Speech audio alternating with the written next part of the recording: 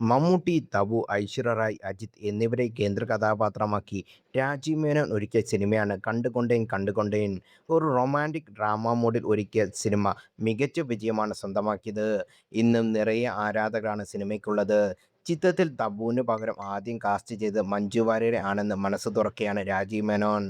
കാസ്റ്റിന്റെ കാര്യത്തിൽ ഞാൻ കുറച്ചധികം ശ്രദ്ധിക്കാറുണ്ട്. കണ്ടുകൊണ്ടേൻ കണ്ടുകൊണ്ടേൻ എന്ന സിനിമയുടെ കാര്യത്തിലും അത് തന്നെയായിരുന്നു. അതിലെ ഒരു കഥാപാത്രമായി ആരെ കാസ്റ്റ് ചെയ്യണമെന്ന് ഒരുപാട് ആലോചിച്ചു. വളരെ ബോൾഡായ ശക്തമായ സ്ത്രീ കഥാപാത്രം വേണമെന്നുണ്ടായിരുന്നു.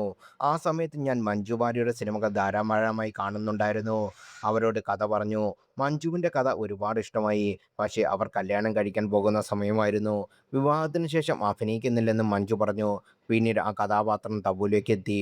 ഒരുപാട് ലെയറുകളുള്ള കഥാപാത്രം തബു ഗംഭീരമാക്കുകയും ചെയ്തു എന്ന് രാജീവ് മേനോൻ പറഞ്ഞു. ഐശ്വര്യ റായ് അവതരിപ്പിച്ച കഥാപാത്രമായി താൻ ആദ്യം ചിന്തിച്ചത് സൗന്ദര്യയാണെന്നും അദ്ദേഹം പറഞ്ഞു. പിന്നീട് ഭാര്യ ലത നിർദ്ദേശത്തെ തുടർന്നാണ് താൻ ഐശ്വര്യയെ സമീപിച്ചതെന്നും അദ്ദേഹം പറയുന്നു. ചിത്രത്തിൽ മമ്മൂട്ടി ഐശ്വര്യ റായ് രംഗങ്ങൾ ഇന്നും ഐക്കോണിക്കാണ്. പാട്രിയറ്റ് എന്ന അവസാന ചിത്രമായി രാജീവ് മേനോന്റെ ചിത്രം. ചിത്രത്തിന്റെ പ്രമേയത്തിനും മേക്കിങ്ങിനും പ്രകടനത്തിനുമെല്ലാം മികച്ച പ്രതികരണമാണ് ലഭിക്കുന്നത്. ബോക്സ് ഓഫീസിൽ ചിത്രം കുതിപ്പ് തുടരുകയാണ്.